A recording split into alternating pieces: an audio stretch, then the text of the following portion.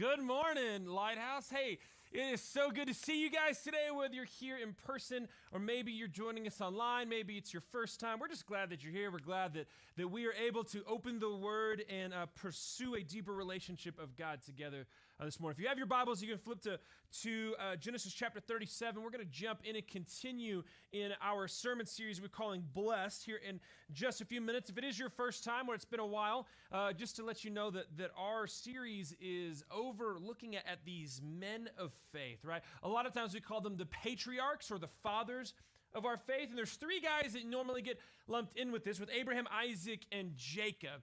And really, the fourth one that we're going to start talking about today kind of gets left out, but in doing so, like, you don't want to miss the incredible story of this man named Joseph, right? And you talk about Abraham. Abraham's son was Isaac. Isaac's son was Jacob. Jacob had a name change to Israel, and his son was Joseph, right? So Joseph is the great-great-grandson of Abraham. That's who we're dealing with here. I'm sorry, no, just one great-grandson of Abraham. And today we're going to talk about his story. But before we jump into it, we have to kind of get an overview again of what we're looking at in this series, because there's something different about these men. Abraham, Isaac, Jacob, and now Joseph. There's something different in how they interact with God because God gave them direct blessing.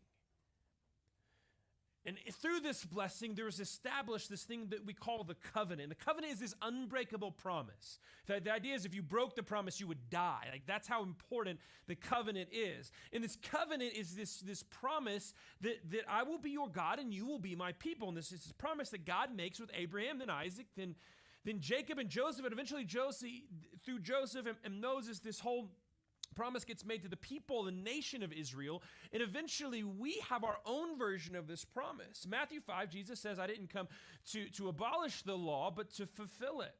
When we talk about communion, we say that this bread represents the body that was broken for you, and the blood or the cup represents the blood, which represents a new covenant that is poured out for you. And that covenant is this same covenant. Through Jesus, we can have a relationship with God. He will be our God. We are his people. We are his followers. And it's the same promise and covenant. But with these guys, you also see that they walk under a different level of blessing. And we know that blessing is kind of misconceived in our culture. It's kind of just the good, positive things we have. Like when we get pulled over by a police officer and we don't get a ticket. Oh, what a blessing, right? Thanks, someone laughed at that. Come on. First service really thought that was funny. Sorry, I know we shouldn't compare services, but sometimes it happens.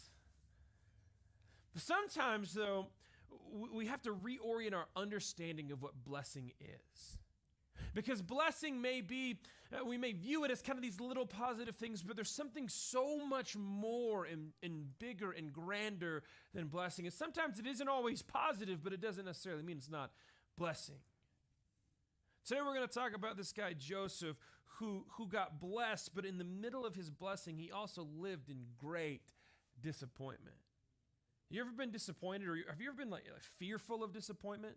Or nervous about what something's going to happen? I still remember when I asked Ashley's dad if I could marry her. And she was living in Houston at the time. I was living in Abilene in Texas, and it was like a 6-hour drive in between. And so we had this whole thing planned. I was going to come and I was going to visit their family and spend some time in Houston. But I called her dad up and said, hey, can I meet you for lunch before I come into town? And he's like, yeah, okay. We can do that. And then I hung up and I was like, oh no, I forgot to tell him, don't tell Ashley. So then I picked up the phone and called. I was like, oh, and don't tell Ashley. So I'm so nervous. I'm terrified all the way down. I'm super nervous. I've already have the ring purchased, and I'm going to ask him for his permission and his blessing to marry his daughter, my now wife. And I pulled up. I think we met at a Western Sizzler steakhouse, outside of Houston, and an hour before, I stopped at the gas station to change shirts because my first shirt was just drenched with sweat, right? I was so nervous. And we sat down and ordered our food, and neither one of us touched it when it came to the table. And I kind of go into my whole thing. I'm like, yeah, I would like your permission and blessing to marry your daughter. And his response is, we were wondering what was taking you so long. And obviously he gave me his permission and his blessing, but I was so terrified of what no would mean. My hopes were up, right? My hope was that I was going to get married. And then I found the person I was going to spend the rest of my life with. And I was terrified of having those hopes dashed. And I was terrified of disappointment. You can kind of contrast that to growing up. If you would ask me what my greatest fear is, and still to this day, if you ask me what my greatest fear is, obviously first I'll tell you snakes because number two was something probably happening to my family. But like one of my greatest disappointments, which is probably like number 3 on my list right now, is I don't want to disappoint my mom and dad. Like I don't want to be a disappointment. I don't know if you were like me, but if I ever did something wrong, which was often growing up, like the worst words I could hear from my dad is, "Oh, I'm so disappointed in you." And that's like a knife straight to my heart. If you want us to never be friends again, tell me I'm so disappointed in you, and I'll be like, okay. I don't like disappointment. I don't like being a disappointment to others, but the truth is each and every one of us are going to go through seasons of disappointment. It's going to happen in life. Things are going to happen that we don't anticipate, that we don't want, that we don't expect, and they are going to be disappointments to us. And sometimes disappointment seems like a soft word, and what it really presents itself as is discouragement or brokenheartedness. Maybe we're disappointed that we didn't get a job, or maybe we're disappointed because someone we love has died, or we're disappointed because the diagnosis that we got seems life-changing. And when disappointment comes, and often it comes with discouragement and brokenheartedness, too often we don't really know how to approach it. Our main idea with disappointment is this, right? All that we're talking about is disappointment is unmet expectations. That's it, unmet expectations. For several years, I worked at a church near Austin, and I worked for a very interesting pastor, but I learned one thing from him. And that is, as a pastor, part of my job is to help manage people's expectations. Because mismanaged expectation leads to disappointment. When an expectation is unmet, we are disappointed, but often we let that disappointment creep in, and we go through seasons where it seems like there's disappointment after disappointment after disappointment after disappointment, and it's like, oh, come on, enough. And some of you need to hear this today because some of you are living in this sense of a disappointed life, and you feel like just everything has been taken from you, but hear me very clearly. Satan does not have the authority to steal your destiny. Amen. You see, God created you on purpose for a purpose. Right. Psalm 139 says, every day ordained for you was written in his book before one of them came to be. You were created on purpose for a purpose. But the problem is when disappointment turns into discouragement and brokenheartedness, and the situations in life keep piling on and piling on and piling on, sometimes people are left asking the question, God, do you even care? The answer is yes. And I think the problem is we've misaligned God caring for our current situation. And we think that if God cares, we have to be good and happy and everything is going to be great for us. And when things aren't, when we're in those seasons of disappointment, sometimes we do the opposite. Instead of running to God, we run away from him, or we blame God, or we say, God, how could you do this? And we get mad at God. We get so discouraged that we walk away. But Satan, he can't steal your destiny, but he can discourage you until you give up on your own destiny. That's the trick of the devil, is discourage you and disappoint you. Break your heart enough that you finally go, I quit. I can't do it anymore. Here's a little secret. Just because you say I quit and I can't do it anymore doesn't mean the disappointments won't come again. And the truth is that a hope found in a life dedicated to Jesus will overcome the disappointment of any situation. We need to grab hold of that. And that's what we're going to wrestle through this morning. Now, the hope found in a life dedicated to Jesus will overcome the disappointments of every situation, which means that sometimes we're going to have to take a step back and let go of those disappointments and go, whoa, I'm not dedicated to disappointment. I'm dedicated to Jesus. Amen. And if my life is dedicated to Jesus, I've got to stop letting the disappointments and discouragement rob me of my destiny, because it can't. You're not being robbed of your destiny. You're giving up on it. I want to look at this guy named Joseph this morning, right? We talked about he's the great grandson of Abraham, grandson of Isaac, son of Jacob. He's one of Jacob's 12 sons.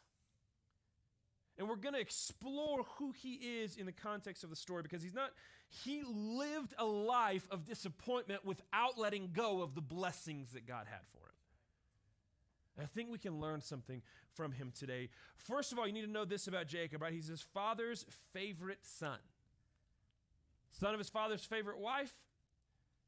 And Joseph was very much loved and adored by his father. In fact, if you look in Genesis 37, verse 1, it says, "And Jacob lived in the land of his father's sojourning, in the land of Canaan.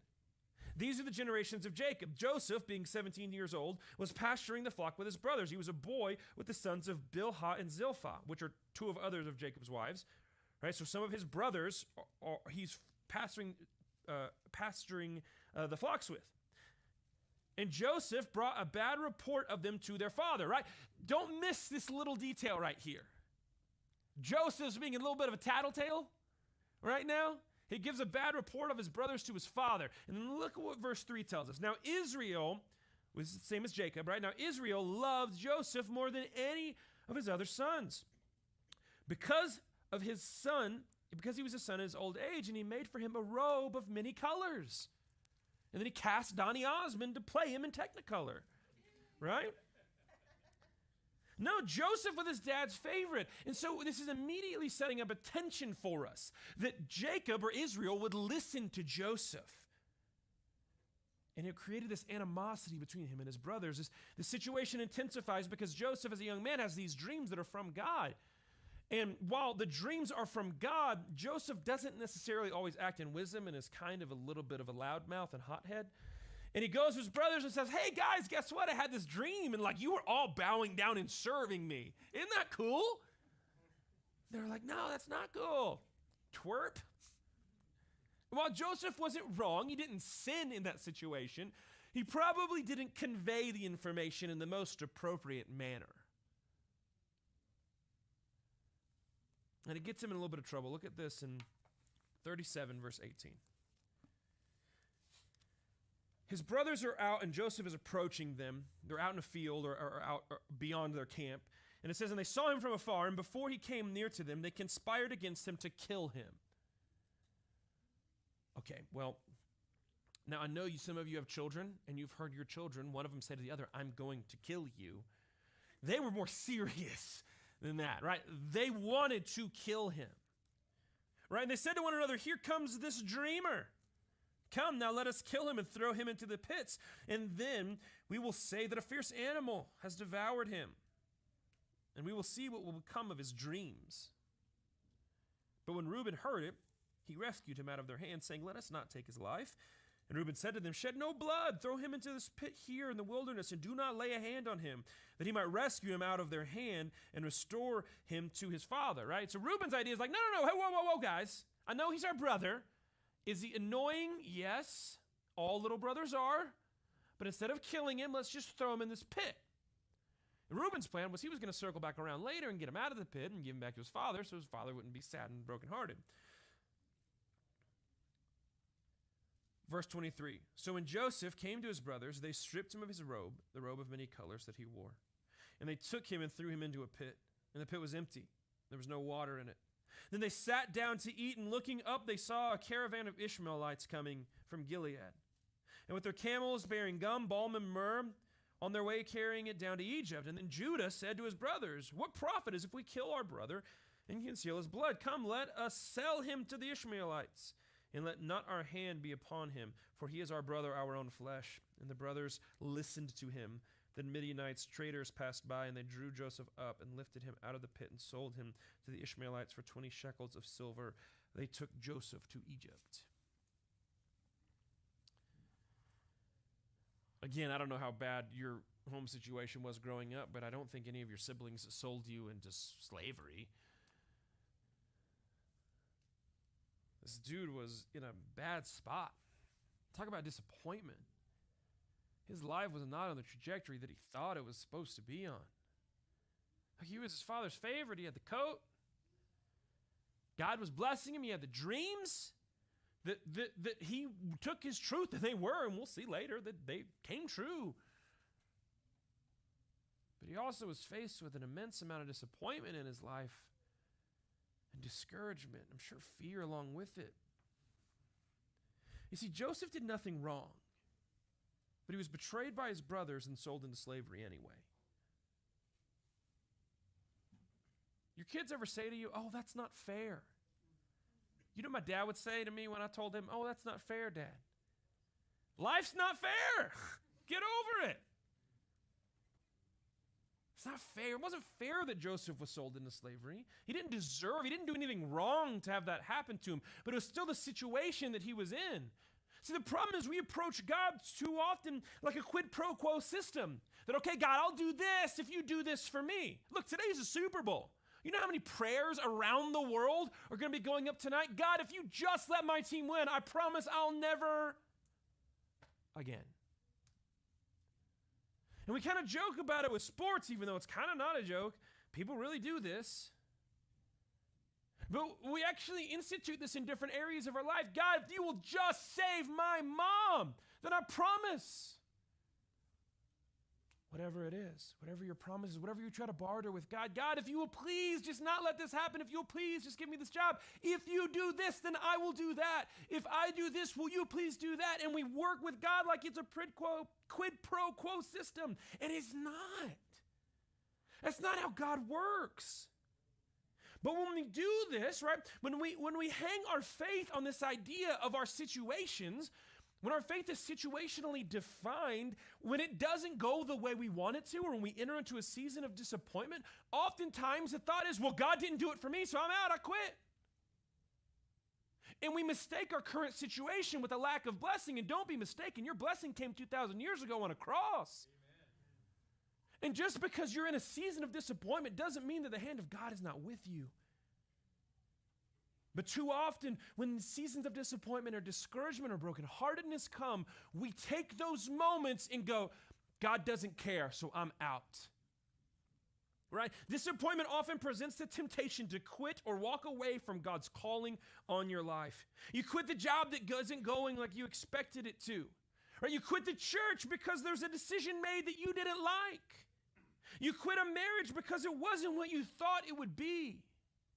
And instead of letting God draw closer to you in those moments or leaning in, even weathering those seasons of disappointment, we go, well, I'm so disappointed, I'm so discouraged, I got to quit. I got to find my own solution. I'm out.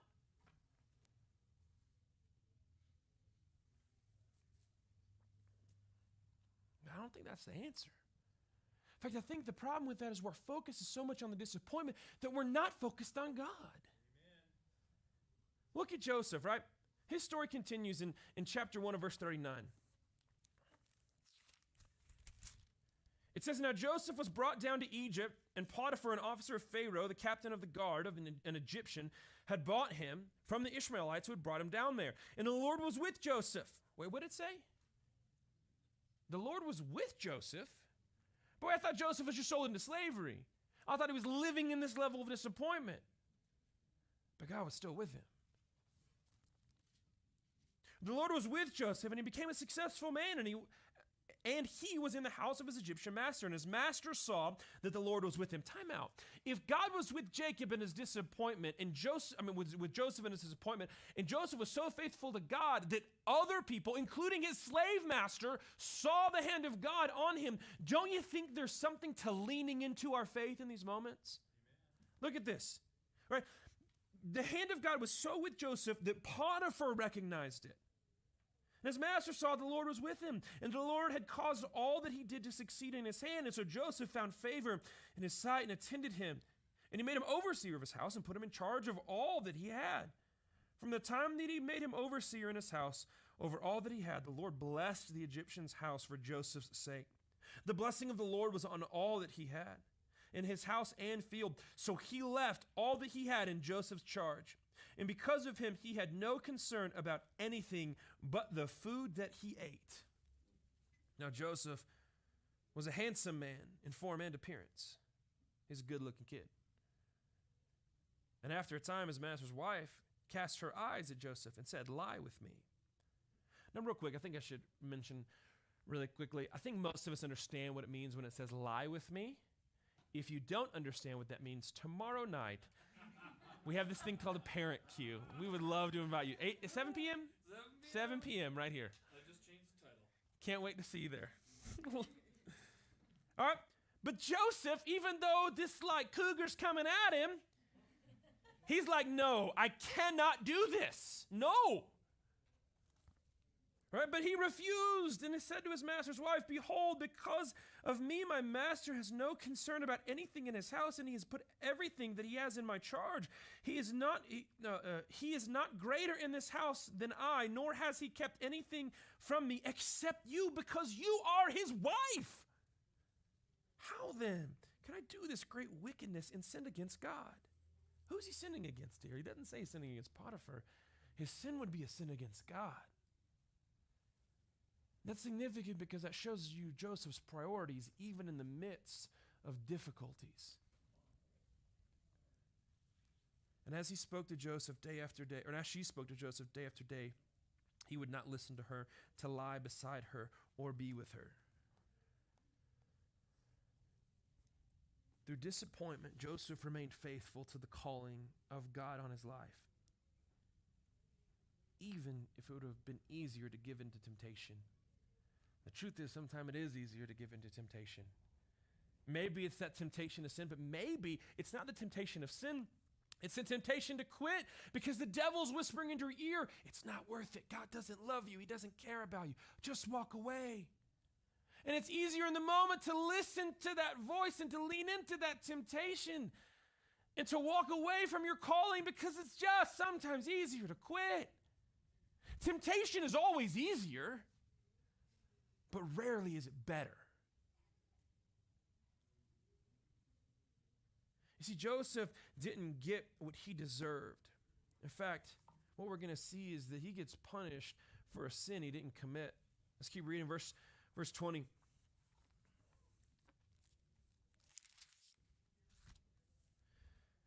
I'm sorry, I said verse 20, verse 11.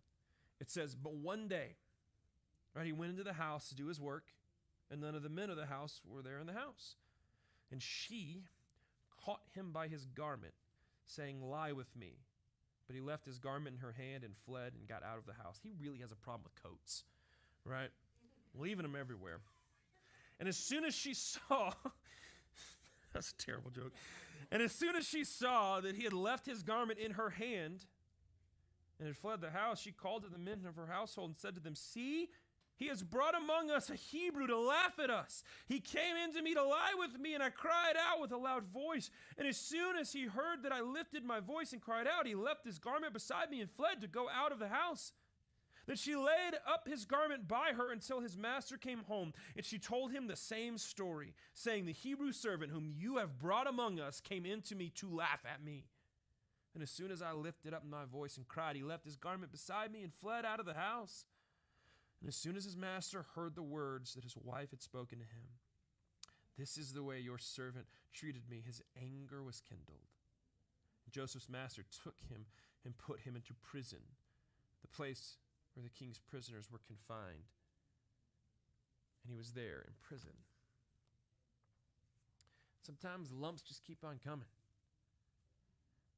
It's interesting, in seasons of disappointment, usually it's not just one disappointment. It's lots. It's several. But your faithfulness through disappointment is a response to who God is in you, not the circumstances of the world around you. It's easy to look at the circumstances and let those define who you are. "Oh, well, I'm a divorcee. Oh, well, I'm a widow. Oh, well, I've lost a child. Oh, well, I have this diagnosis or that. Oh, well, I'm unemployed. Oh, well, I'm this and this and this and this." And then we let our disappointments define who we are, and we're finding identity in discouragement. But your faithfulness through that to God is a response to who he is in you. Don't let the circumstances of the world define you when Jesus died to give you a new identity. Lean into him. Be faithful even when it doesn't seem like you want to, even when the temptation to quit seems unbearable. Don't. Lean into God. You see, Joseph was faithful to God even when his situation got worse. Because to Joseph, God was greater than his disappointments. And I don't care what disappointment you're facing, God is greater. Yes. Joseph, there was a murder plot to kill him by his own brothers who then sold him into slavery. And then because of a sin he didn't commit, he was then thrown into prison. You think Joseph wasn't disappointed? You think Joseph wasn't discouraged? You think Joseph didn't see the way out? But even amongst the discouragement and disappointment and frustration, Joseph was faithful to God. Verse 21, look what happens after Joseph gets in prison.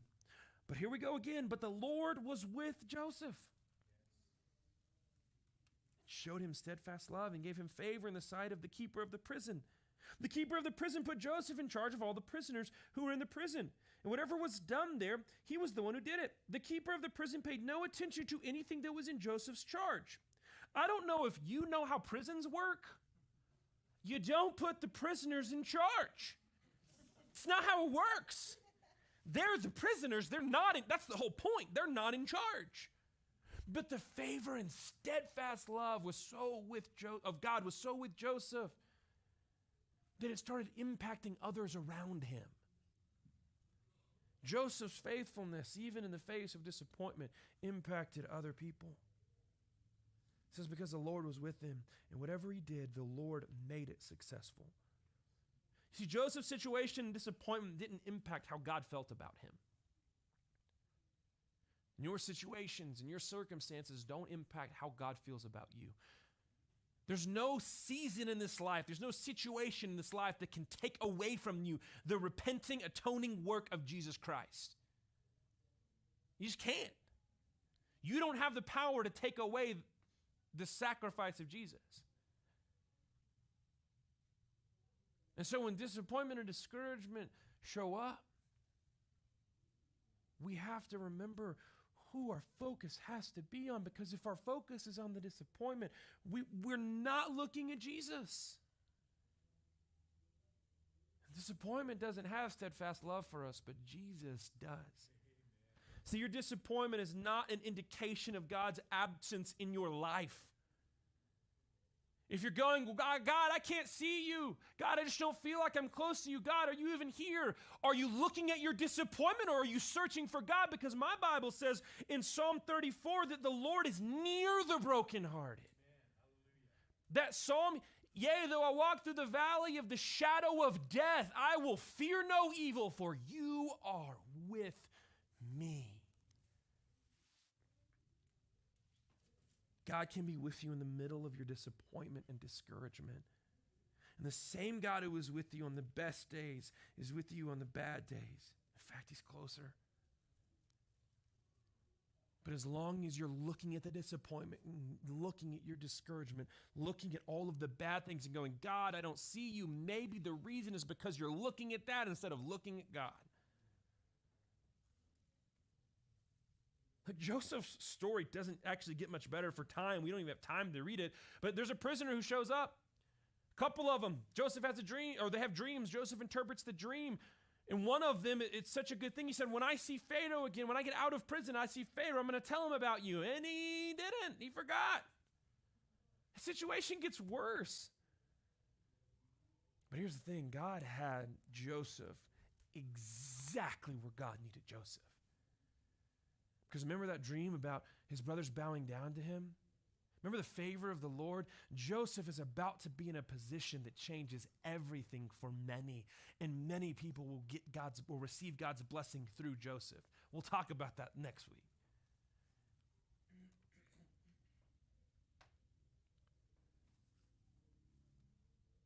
But I don't think that God would have used Joseph to the capacity he did if Joseph wasn't faithful to God in the middle of his seasons of disappointment. The hope found in a life dedicated to Jesus will overcome disappointment in any situation. in those moments that are difficult, in those moments that are hard, in those moments that are overwhelming, I can't promise you they're going to go away, but I can promise you God will still be there. And when you lean into him, he will be nearer.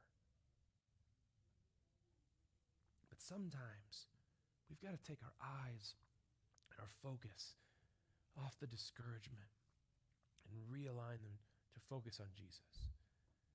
This is what I want to do for us this morning. I want to ask you to bow your heads.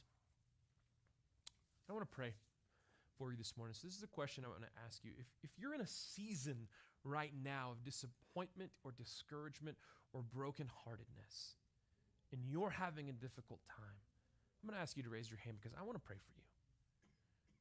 I see you. I see you.